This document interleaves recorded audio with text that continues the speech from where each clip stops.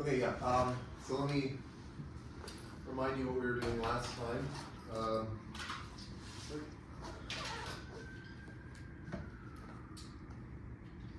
So we had this coupling of two copies of the adjacent transposition shuffle. So we were coupling sigma t with sigma t prime. And the coupling was where at each step we choose, so at each step we choose some I, and on the left deck we're going to either swap the cards in positions I and I plus 1 or do nothing. And then we say if the card in position I in the left deck is the same as the card in position I plus 1 in the right deck, or the card in position I plus 1 in the left deck is the same as the card in position I in the right deck, then we do the opposite on the right hand deck. We either do nothing or swap, and then otherwise we just do the same thing on each deck. And we had this, so for some card A, we said tau A is the first time, or oh, actually we had this other notation, we'll use this instead. We had some fixed card A, and we were saying y sub t is the distance between the positions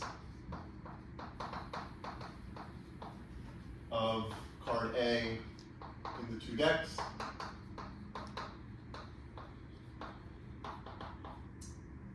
Okay, and then we said that, so tau A was the first time that y t is 0, and also yt is 0 for all t after this time. And then we constructed this Markov chain M, which was, okay, so M was this thing where we had like 0, 1, 2, dot, dot, dot, n minus 2, n minus 1, and we had these probabilities. So the probability of going this way was, this was like 1 over n minus 1, and so on. And then the probabilities of going this way were also 1 over n minus 1.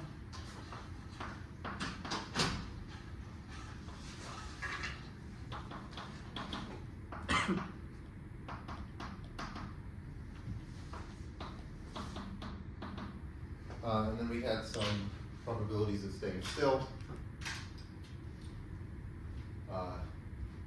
So at 0, there's a probability 1 of staying still, and then for these it was n minus 3 over n minus 1.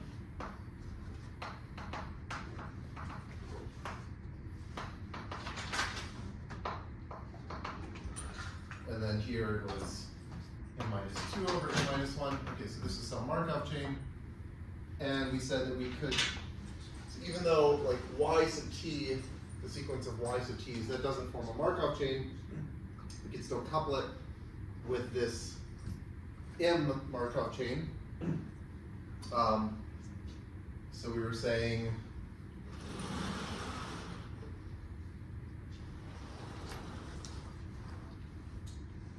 we can couple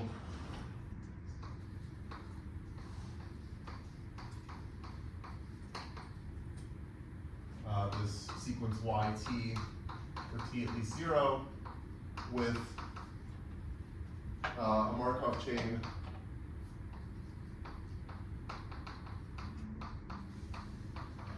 zt for t at least 0, where zt is just using this transition matrix M.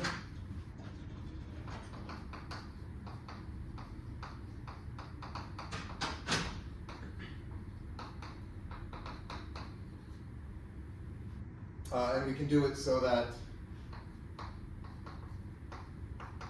y0 is z0 and yt is less than or equal to zt for all t.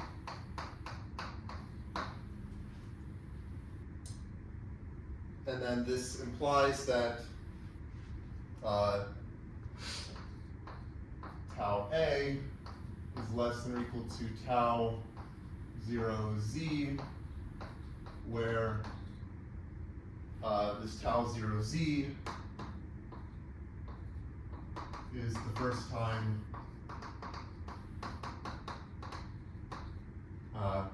well, okay, it's just phi1 of t such that zt is 0.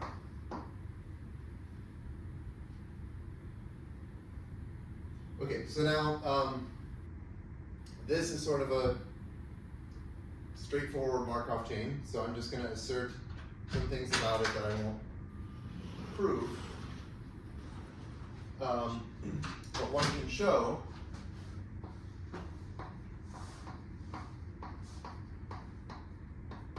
that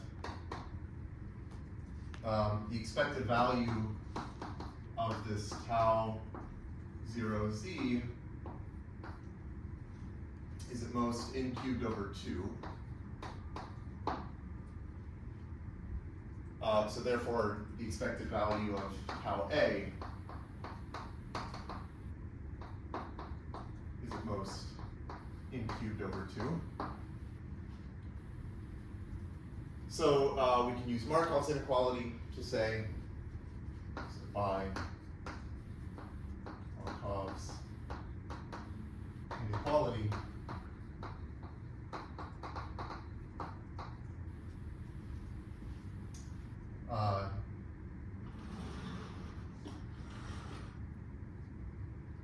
the probability that tau A is greater than n cubed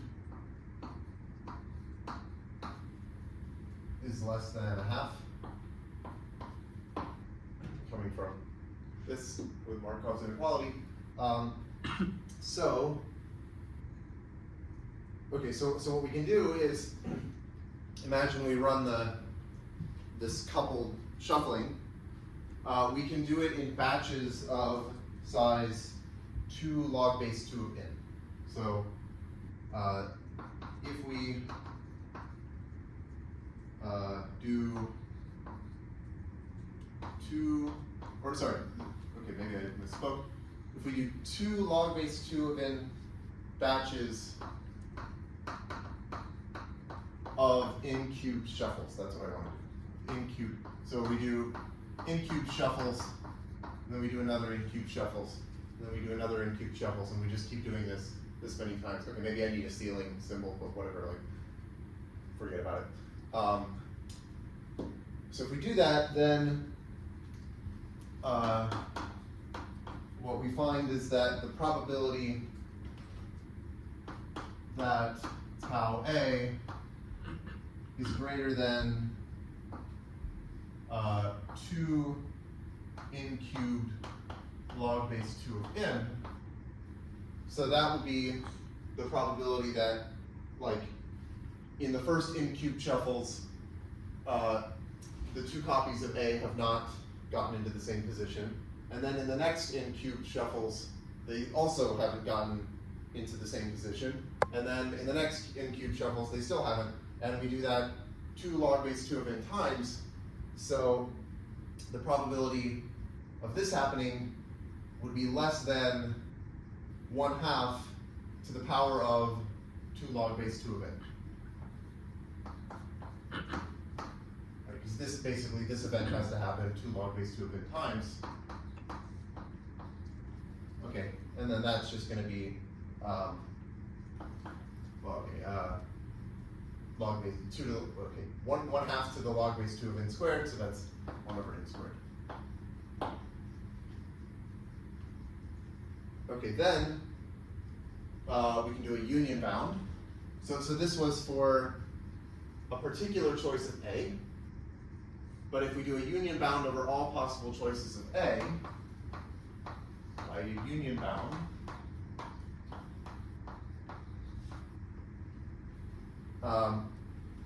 the probability that, I'll call it tau couple, so this is what we had, what I was calling it before, this coalescence time for when the two decks coincide.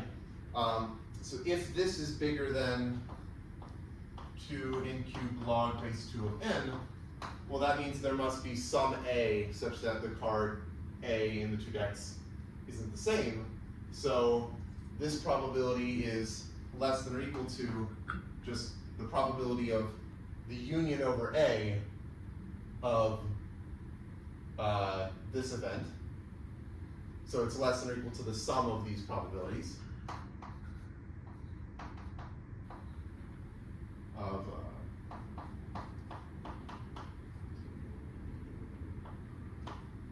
greater than 2n cubed log base 2 of n, and that is less than or equal to, well, yeah, less than 1 over n.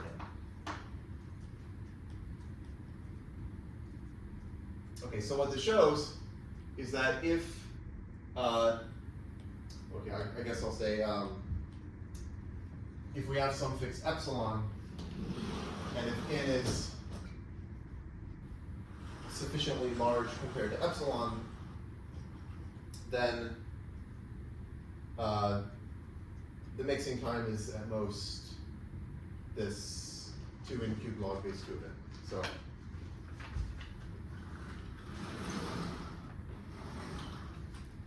thus, for fixed epsilon, we have the mixing time is at most 2n cubed log base 2 of n for all sufficiently large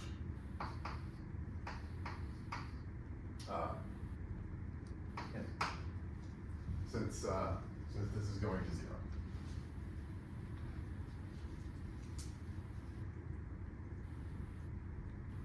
Okay, is that good?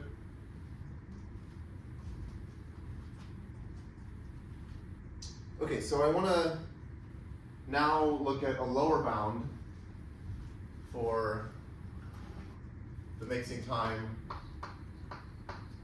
for the adjacent transposition shuffle. And we'll do this in 2 ways. So one will be sort of elementary, and then the other one is going to be using this Wilson's lemma that I stated last time, which I didn't prove, but we'll just sort of use it as a black box. Okay, so the first way of doing this, okay, I'm going to let A be the set of permutations sigma in Sn, such that sigma of 1 is at least the floor of n over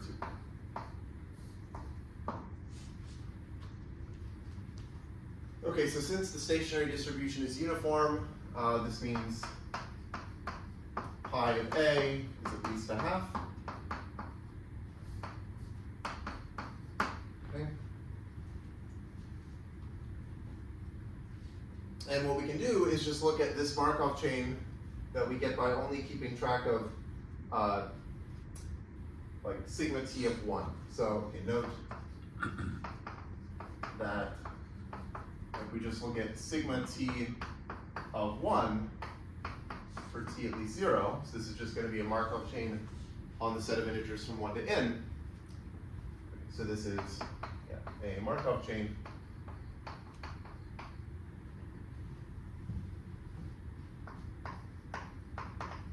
on 1/3.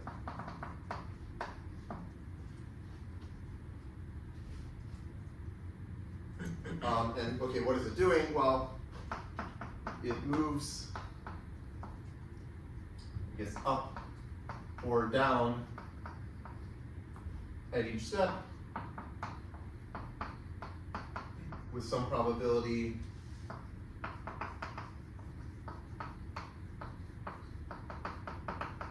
which is 1 over 2 n minus 1 each.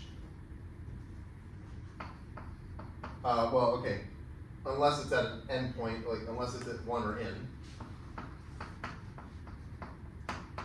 it is at 1 or n, in which case it moves to its neighbor with probability 1 over 2 n minus 1, and then otherwise it stays still.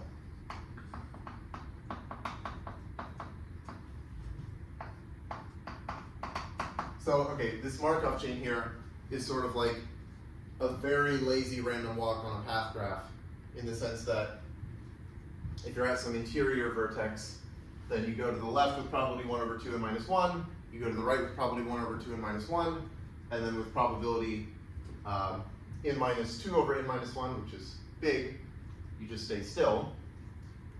And then there's something similar if you're on one of the endpoints. It's just you can only move to one place. But it's like a very lazy version. Okay, so what I want to do is sort of extend this to a random walk on Z. So let st tilde, t at least 0, be, oh, I don't like the s actually. Okay, let's not use s. Let's call it u. So ut tilde for t at least 0. Let this be a random walk on Z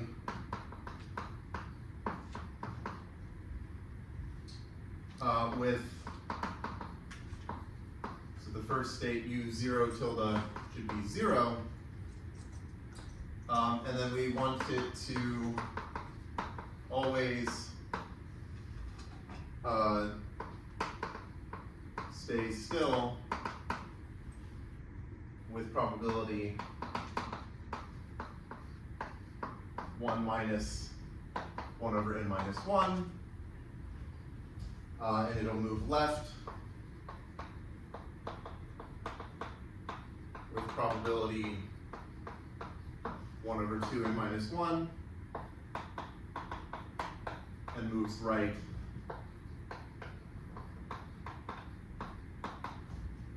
with probability 1 over 2 n minus 1.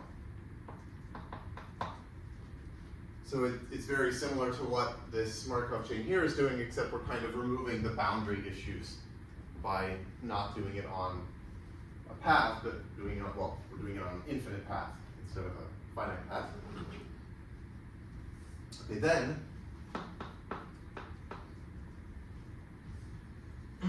the probability that sigma t of 1 minus 1 is at least some z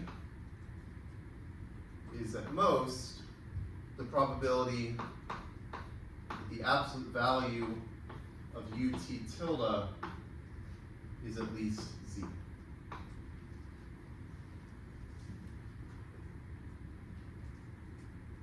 Okay.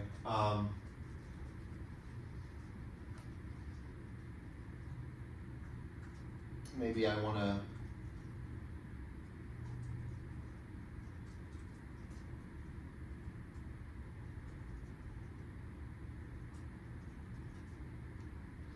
so I want to say that if sigma t of 1 minus 1 is at least z, then like by coupling it with this random walk, I can couple it so that that will imply that this is at least z. And so probably I want to assume that sigma t of 1, or sigma 0 of 1 is 1, so that it matches with this. So let me add that.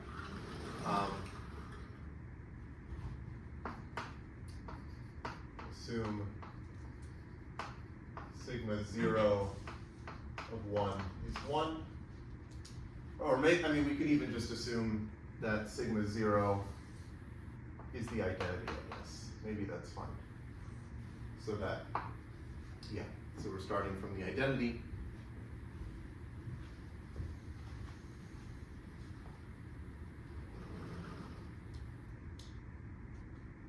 Okay, so then if we use this and we use Markov's inequality,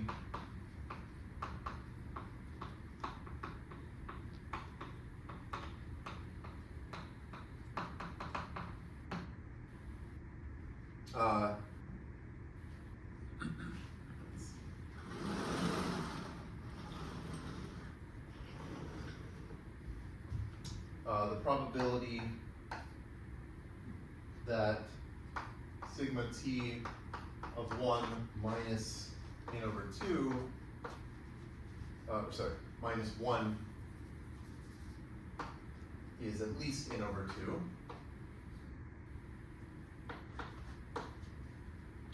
Is less than or equal to the probability that ut tilde squared is at least n squared over 4. Okay, so this is equivalent to saying that the absolute value of ut tilde is at least n over 2, which is coming from this. So just taking z to be n over 2 and then like squaring it here. And then, okay, if we use Markov's inequality, this is at most 4 over n squared, and then the expected value of ut tilde squared. Okay, and then the expected value of ut tilde squared is at most t over n minus 1. Yeah.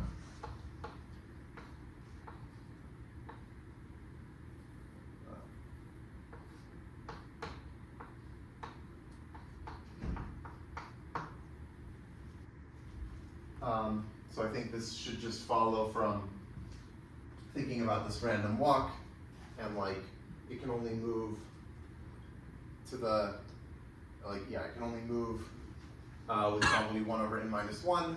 So after t steps, the amount that it's moved, oh, okay, yeah, what am I using here? If I'm doing the square of it,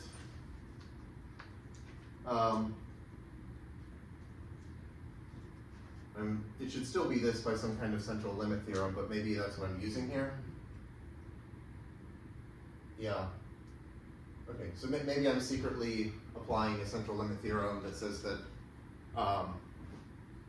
the expected value of this squared should be on the order of t, and so there's this inequality. Okay, some kind of central limit theorem should allow me to do this.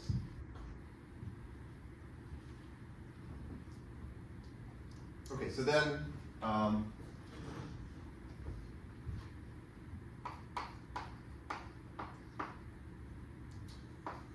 if we look at the total variation distance between, so P is the transition matrix for our adjacent transposition shuffle, from the identity from a dot minus uniform distribution pi. So this should be at least pi of a minus p to the t of I comma a.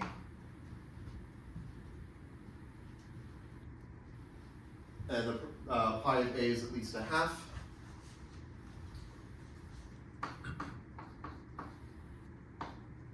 And this So this is the probability of going from the identity to A after t steps, which is exactly this. Maybe, okay, there's like a floor, but okay, I think it's basically this. So that should be this 4t over n squared n minus 1. And so then if t is at most n squared n minus 1 over 16, then d of t, so our quantity d of t coming from this will be at least a fourth. Right, so I guess if you take t to be this and you plug it in, then okay, yeah, you get 1/2 minus a fourth, so that's a fourth. Yep. So you get d of t is at least a fourth. Thus, for the mixing time, this is at least n squared n minus 1 over 60. So we have an upper bound on the order of n cubed log n, and we have a lower bound on the order of n cubed, so that's kind of, they're close. But it turns out that if you use Wilson's method, you can get a lower bound that's also on the order of n cubed log n. So it turns out that n cubed log n is the correct order for the mixing time. So let's see how we can apply Wilson's lemma to get a better lower bound. Okay. So let's use Wilson's lemma.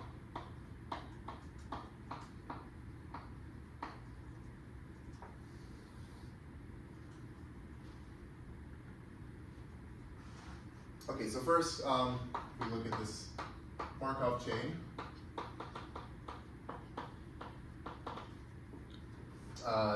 Let's say sigma t of k for t at least 0. So this is the Markov chain that tracks, let's say, the position of a single card.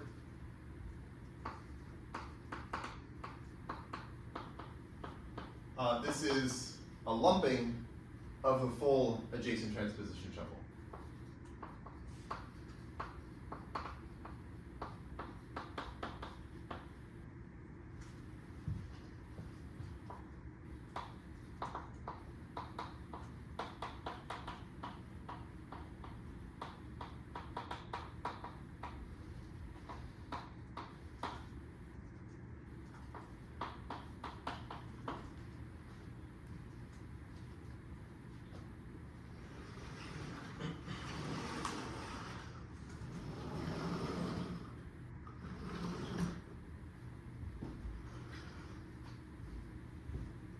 So therefore,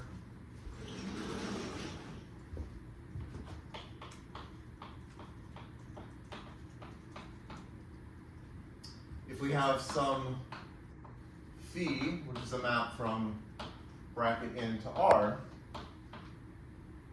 and this is an eigenfunction for this single card chain, so this chain that's tracking a single card.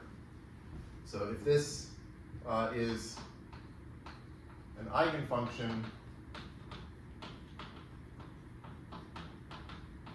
for the single card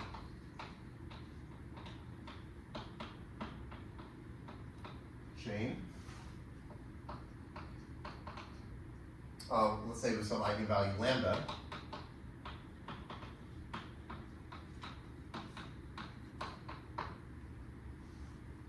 then the map, I'll call it phi sub k. This is the map from Sn to R, defined by phi k of sigma should be little phi of sigma of k. Okay, so then this, because we have a lumping, this phi sub k is an eigenfunction for the adjacent transposition shuffle with the same eigenvalue lambda. This is an eigenfunction for the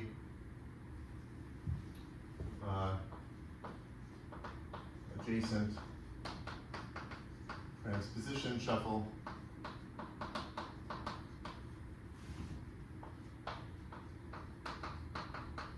with eigenvalue lambda.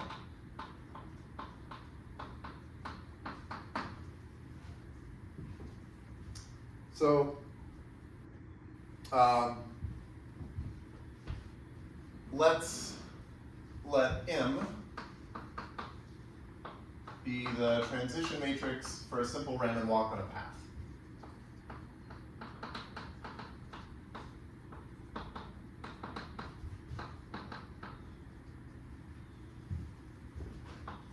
Simple random walk on a path with n vertices.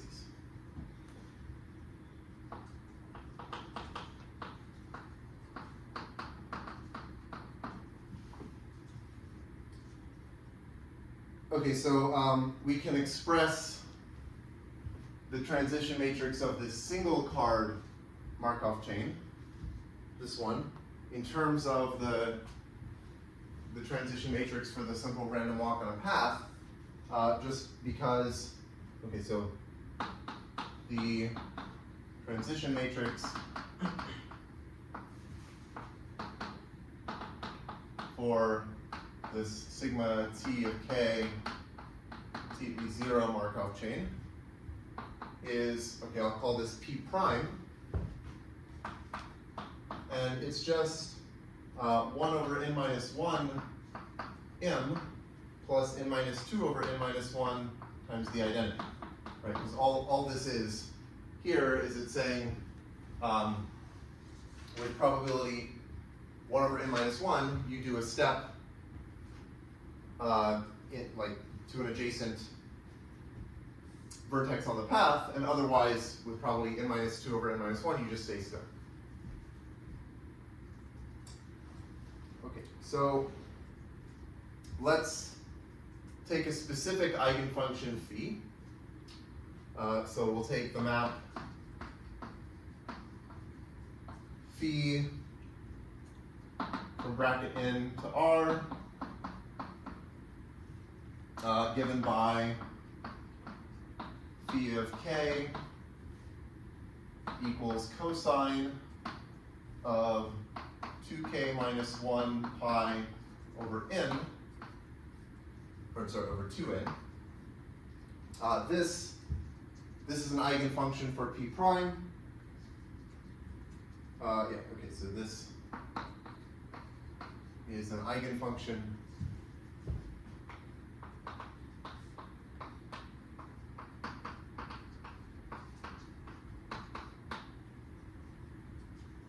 with eigenvalue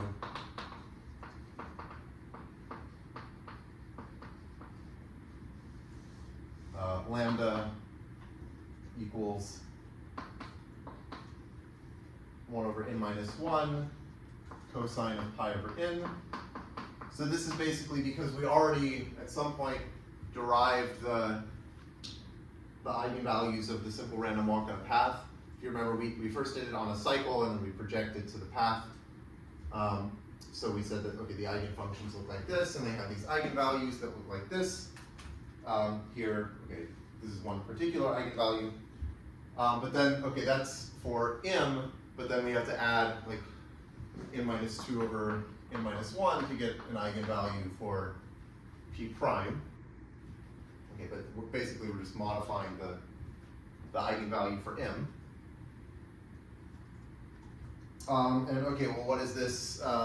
Asymptotically, this is 1 minus pi squared over 2n cubed plus O of n to the minus 4.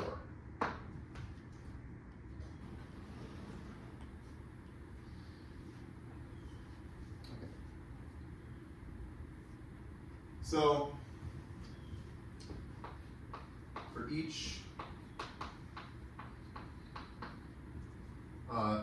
k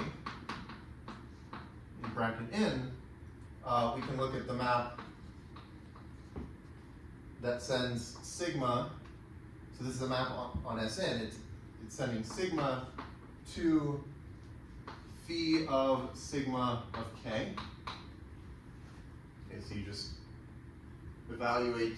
So you take sigma of k, and then you take phi.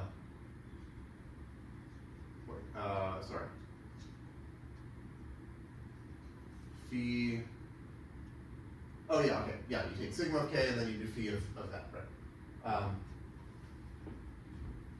This is an eigenfunction. Yeah, just according to what we had here. This is an eigenfunction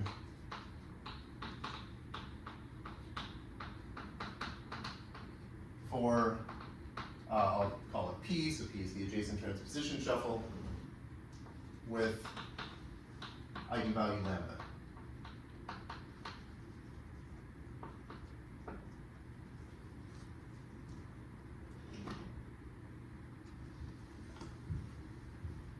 Okay, so, maybe, yeah.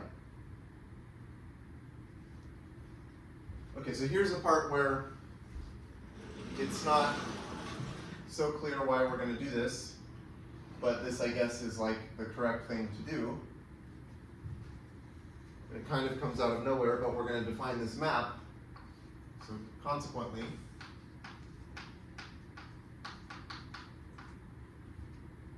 we can define this map phi. So this is defined by phi of sigma. Okay, so this is going to be a map from Sn to R. And phi of sigma is going to be the sum from k equals 1 to n of phi of k, phi of sigma of k. Okay, so this is also an eigenfunction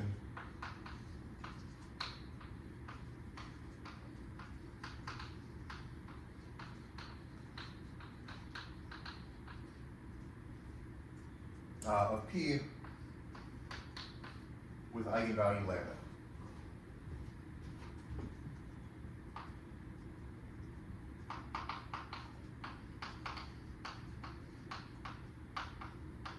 Okay, so the reason this is true is just because these maps here are, like for any choice of k, each one of these maps is some eigenfunction in the eigenspace for lambda.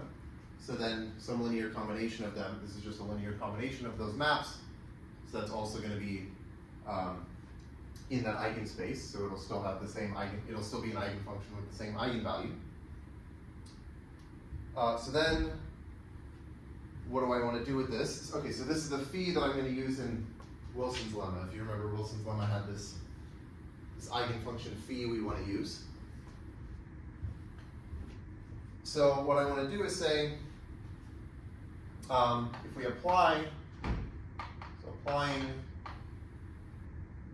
an adjacent transposition,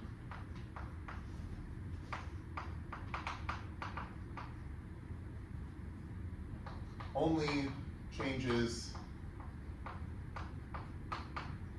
two terms in phi, like in this expansion. So let me write out what this means more specifically. So if I take the absolute value of phi of sigma with the transposition that swaps k and k plus 1, so this product, minus phi of sigma,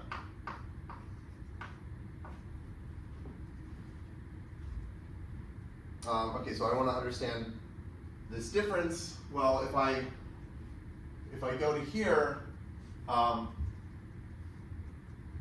most of these terms are not going to change because we're not changing sigma by that much. So the only thing that changes is we end up getting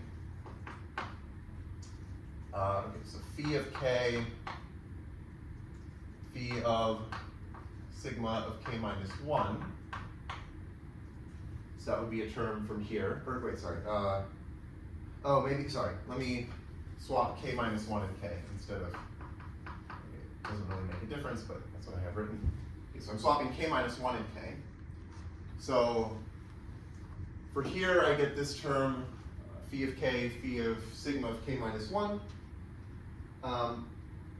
And then from, okay, then I should also get a phi of k minus 1, phi of sigma of k, also coming from here.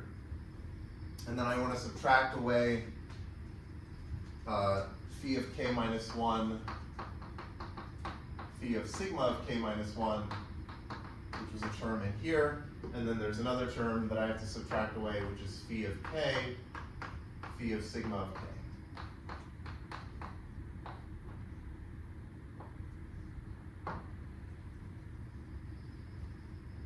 Yeah.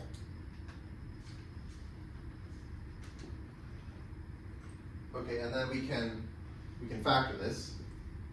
So this is actually the same as absolute value of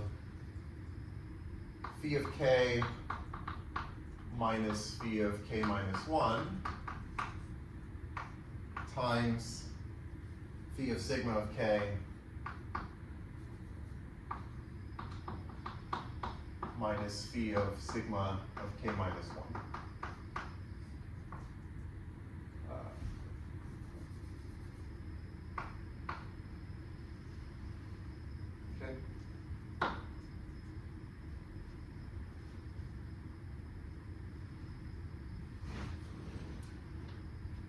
Okay, now I want to give upper bounds for this. So first of all, if I take the absolute value of phi of k minus phi of k minus 1, okay, well, the point is phi is like some function just given by like a cosine, right? So this is like, oh, I guess what I wrote here doesn't make so much sense. Except, okay, let me write something that doesn't make sense, but it kind of makes sense.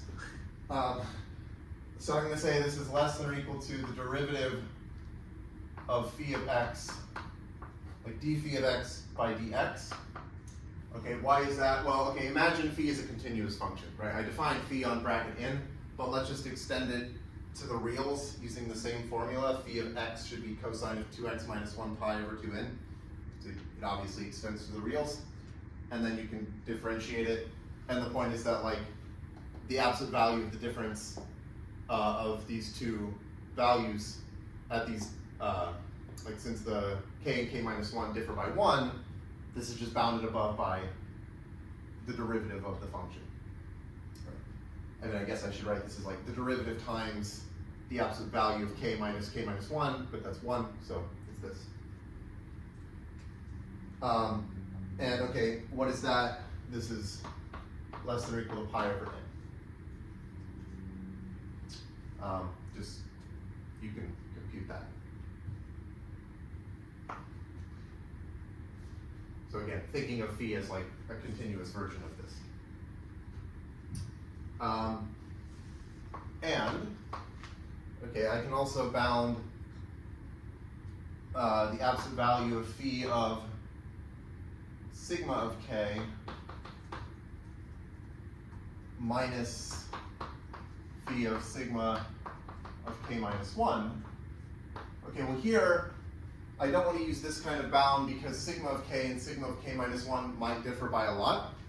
But the point is that there's sort of an obvious bound, which is that like this thing is a cosine, and cosine is bounded between -1 and 1. So we could say let's just say this is less than or equal to the absolute value of phi of sigma of k plus the absolute value of phi of sigma of k minus 1. And each one of these is at most 1 because it's a cosine, so that's at most 2.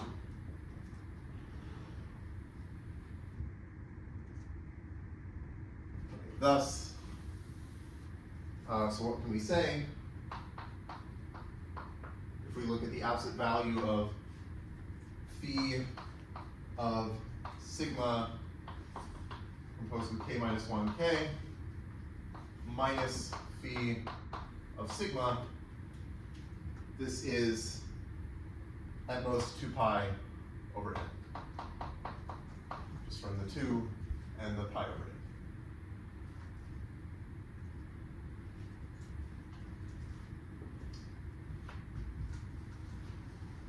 Okay, so maybe I should remind you what we wanted as an input in Wilson's lemma.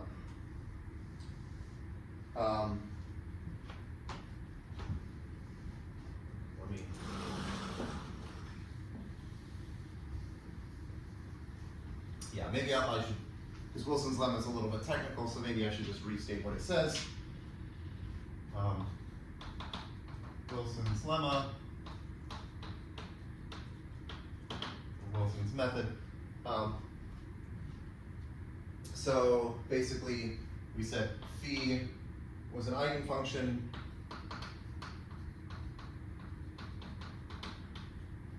of p. P is some irreducible Markov chain with a finite state space.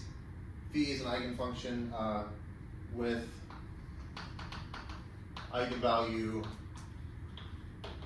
lambda, which should be between 1/2 and 1. We fix some epsilon between 0 and 1, and we fix some r at least 0 or greater than 0, such that if we look at the expected value, maybe I'll say for starting at some y, I think I wrote it with an x before, but okay, I'll change it to a y, of absolute value of phi of x1 minus phi of y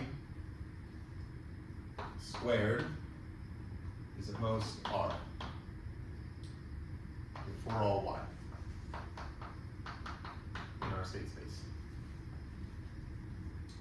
And then, okay, we said then for any x in our state space, if we want to look at the T mix of epsilon, this is at least 1 over 2 log of 1 over lambda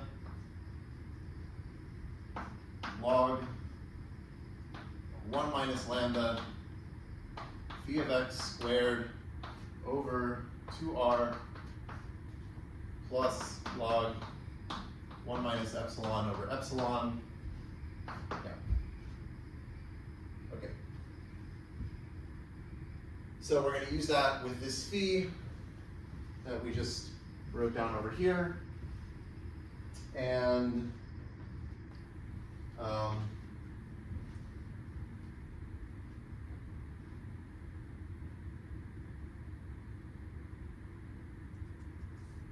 let's see. Sorry.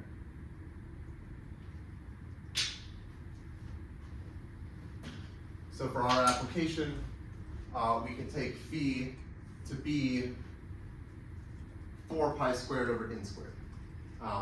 Because right here we're saying that, like for any, like just in general, instead of taking expected value, we just know always that the absolute value of this difference is at most 2 pi over n.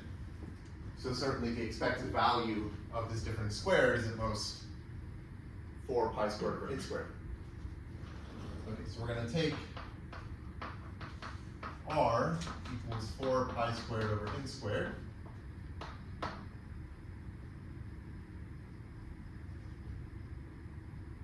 And okay, so what is Wilson's lemma? Maybe I'll do it on the next board.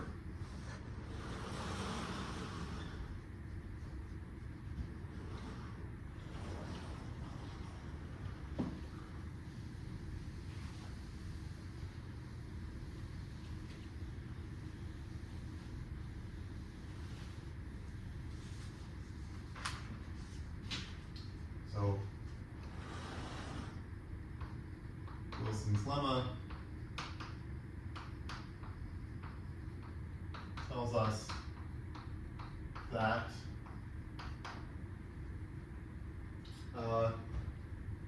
T mix of epsilon is at least, okay, well,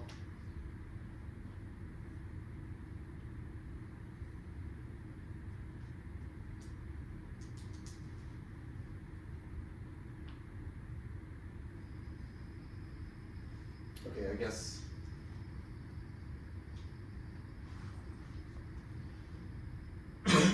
maybe I'll, before I say this, sorry.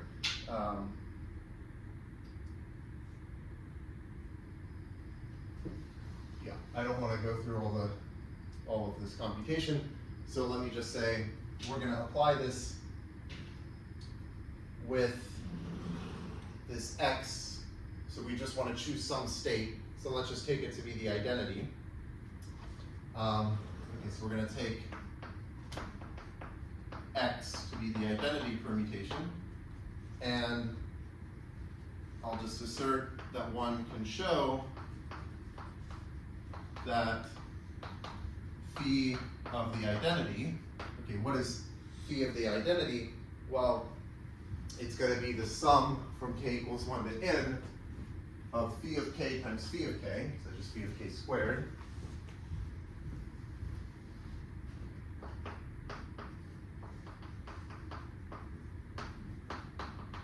And this is some sum of cosine squared things.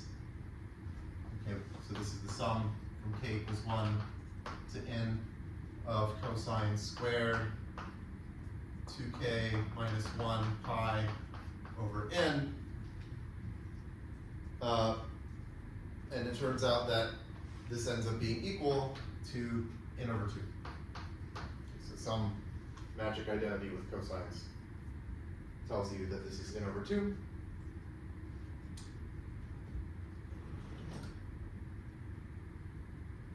Okay, so then if you plug this in to here, basically we have all the ingredients.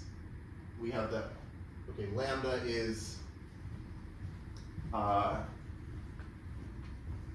this thing, so it's like 1 minus pi squared over 2n cubed plus O of n to the minus 4. You plug that in for lambda. Phi of x you plug in as n over 2. R is supposed to be 4 pi squared over n squared, or yeah, 4 pi squared over n squared. And if you plug that in and you manipulate things, so I'll just say manipulating the lower bound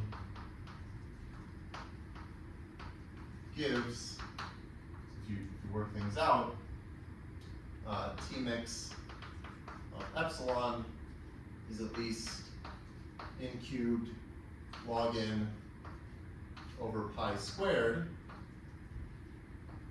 plus O of n cubed.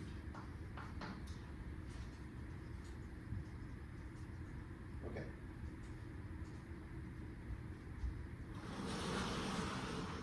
So using Wilson, so actually I think Wilson is the one who, like I think he devised this method to get this lower bound. And it turns out that this is actually the correct value for the mixing time. So right now we've shown a lower bound that's on the order of n cubed log n, and we've shown an upper bound somewhere that's on the order of n cubed log n, but they differ by a constant. Right here it's like 2 over log 2, and here it's 1 over pi squared. But it turns out that the correct answer, okay, so the correct answer ends up being this. So I'll just make a remark. We won't prove this. But Wilson actually, okay, so Wilson proved this lower bound.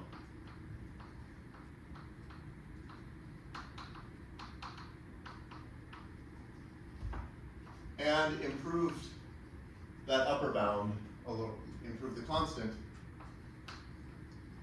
and proved the upper bound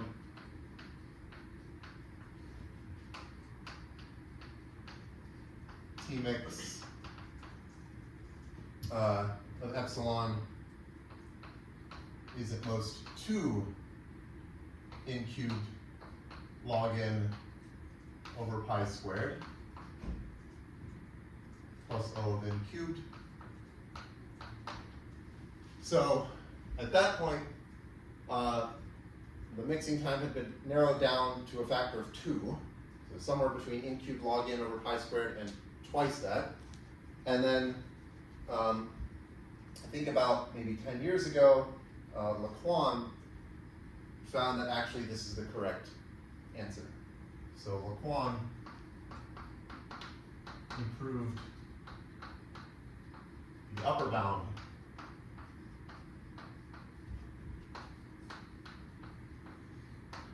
to n cubed log n over pi squared. And this basically shows, well, okay, maybe plus O of n cubed, showing that the adjacent transposition shuffle satisfies the cutoff phenomenon.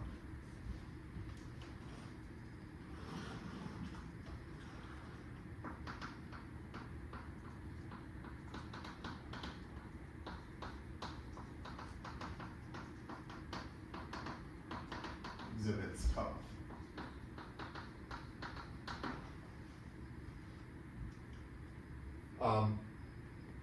Right, so maybe, yeah, I'll just remind you, like, cutoff is sort of this interesting property where the mixing time, or okay, basically it's saying that the total variation distance goes from being very close to 1 to being very close to 0 in some very narrow window, and that window is, well, it was proven that this window is on the order of n cubed and occurs roughly around n cubed log n over pi squared.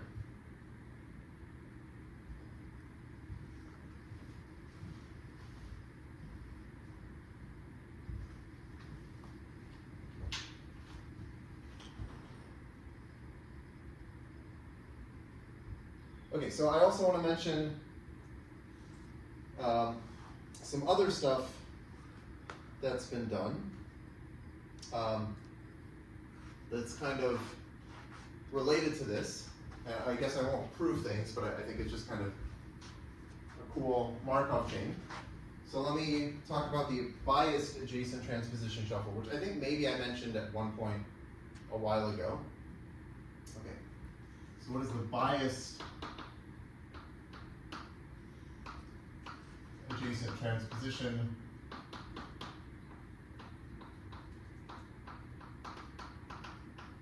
shuffle?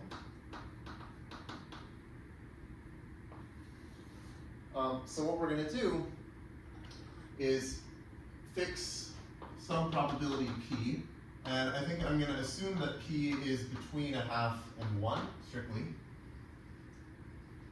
And the idea is that the adjacent transposition shuffle that we've been looking at will correspond to the case p equals 1/2, but here I'm going to assume that p is bigger than 1/2. So I'm going to choose 2 adjacent cards in my deck.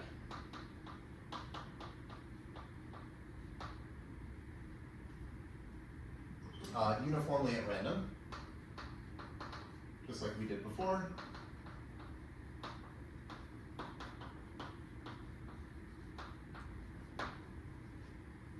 Okay, but now we have a permutation and the cards are numbered. So you can look at these 2 cards and you can either put them into like increasing order or put them into decreasing order. And so I'll say like putting them into increasing order is sorting them, and putting them into decreasing order is unsorting them. So what I want to do with these two adjacent cards is I'll sort them with probability P, and I'll unsort them with probability 1 minus P. And this could be doing nothing, right? Because if the cards are already in increasing order, then with probability P, when I sort them, that's just leaving them alone. And similarly, if they're already out of order, then with probability 1 minus P, I unsort them, which is doing nothing to them. Okay, so I think at some point I mentioned this and I talked about the stationary distribution, which is something called the Mallows distribution with a certain parameter.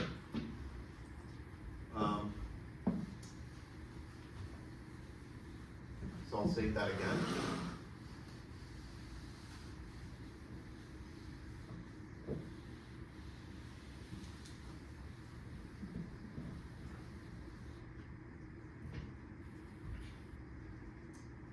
The stationary, well, okay, maybe I should make one comment, which is that I'm calling this a shuffle. I think at some point I said I defined a shuffle to be a random walk on the symmetric group, where I mean it as a random walk on a group. So here I guess I'm changing my meaning of shuffle. Let's just think of it as just a Markov chain on the symmetric group, not necessarily like a random walk driven by, like a random walk on a group driven by some probability distribution, because that's not what this is. If it was like a random walk in a group, as we've been defining it, then the stationary distribution would be uniform, but this is not. So here the stationary distribution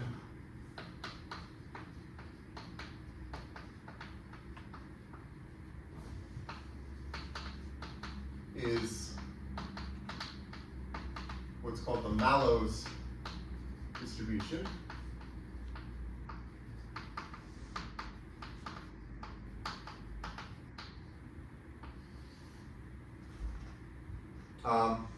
And it's given by the stationary probability pi of some permutation W is, okay, I'll write it as beta to the length of, okay, well, beta to the L of W, and I'll define that in a second, over the sum over all U and Sn of beta to the L of U. Okay, so then what is beta to the L of W? So beta is just 1 minus P over P. And then L of W is the number of inversions of W. So it's the number of pairs of cards that are out of order in the permutation.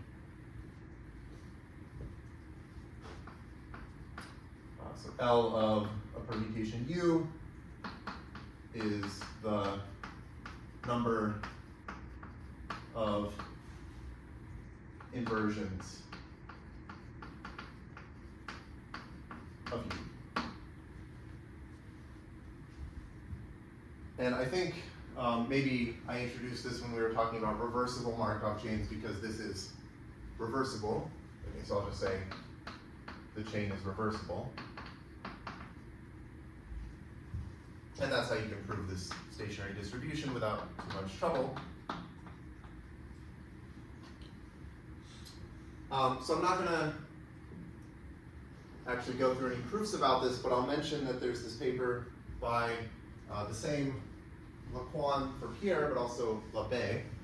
So Labé and Lequan showed that it, and by it I mean the biased adjacent transposition shuffle, exhibits cutoff. But it's kind of interesting, the cutoff is at time 2 over 2p minus 1 n squared. So it's kind of weird. I mean, maybe not so weird, but the point is that like if p is a half, so you're just doing this biased adjacent transposition shuffle, or sorry, the normal adjacent transposition shuffle, then the mixing time is on the order of n cubed log n. But as soon as you have this little bias, like if you took p to be 0.51, then all of a sudden the mixing time is going to drop down to on the order of n squared, which I think is kind of interesting. But it kind of makes sense because like the bias makes it so that like the mass of the stationary distribution is sort of concentrated toward permutations with not a lot of inversions. And so it kind of makes sense that if you're sort of forcing things toward those permutations, then maybe it doesn't take as long to mix. Right. I mean, I guess another way of thinking about this is like this has like some kind of exponential property to it, right? The Mallows distribution has like the probability of a permutation is exponential in the number of inversions, but if p were a half, well then this is just uniform. And so there's sort of like a notable difference between uniform distribution and the Mallows distribution, with beta being bigger than, or being smaller than 1. Okay.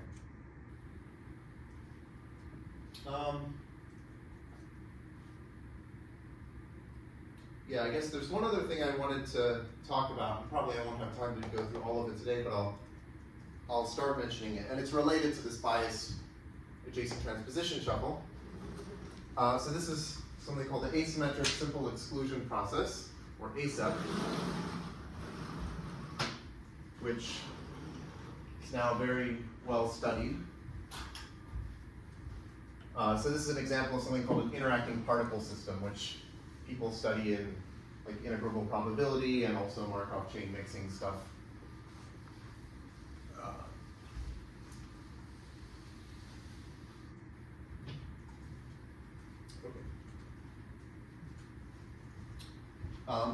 Okay, maybe I should say that there are many variants of the ASEP that people have come up with.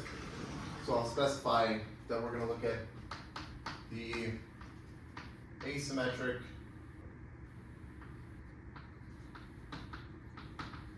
simple exclusion process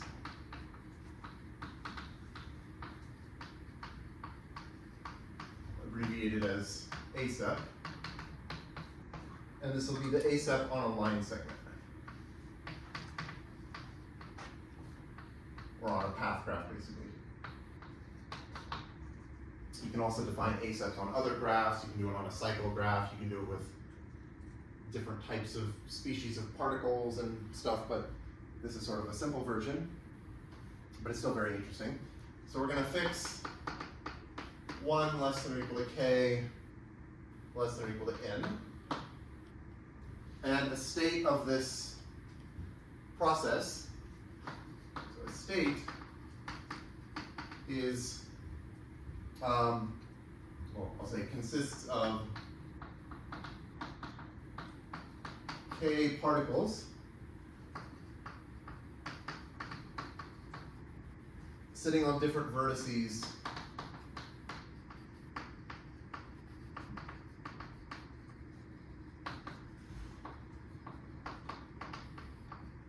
of an invertex path graph.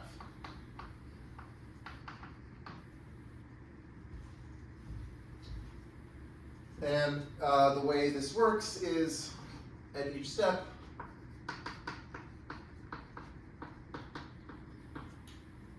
we choose an edge of the path,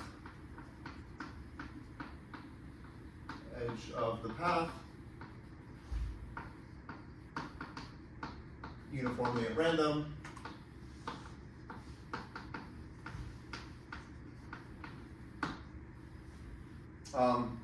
Okay, if both, so I'll give an example of this in a second, but if both endpoints of that edge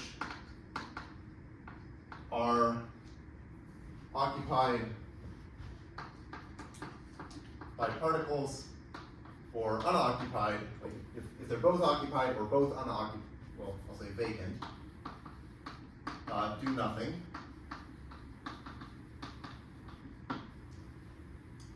On the other hand, if there's exactly one particle, so if one of the endpoints has a particle and the other one is vacant, then we're going to move that one particle to the left endpoint with probability p,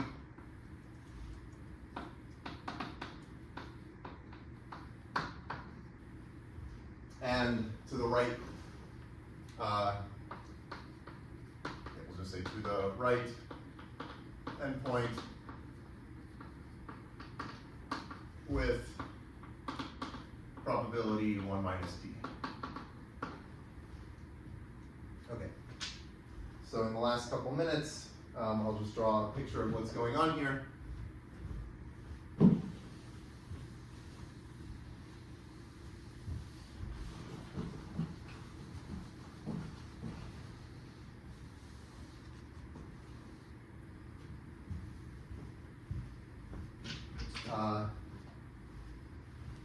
So like, let's say k is 3 and n is 8, then a state of this process might look like this. So we have a path graph with 8 vertices, and we have 3 particles sitting on different vertices. And what we do is so at each step, we're going to choose an edge of the path uniformly at random, and then there are a few things that could happen. Like if we were to choose this edge where there are 2 particles, we just do nothing. So if we chose like this configuration, then with probability 1, we just stay at that configuration. Another thing is we could choose an edge that has no particles. So if we had like this, then with probability 1, we just do nothing. Probability 1. But then the interesting thing is we could pick an edge like this, where there's a particle on the left, and in this case we just say move the particle to the left with probability p, and move it to the right with probability 1 minus p. Okay, so with probability p, you do nothing here, and with probability 1 minus p, the particle hops to the right. And then similarly, if we had chosen an edge like this one, where we have this, then with probability p, we move it to the left, and with probability 1 minus p, we move it to the right, or we keep it at the right. Okay? Okay, so I'll just say a little bit about this next time. Yeah, for now, I guess that's all.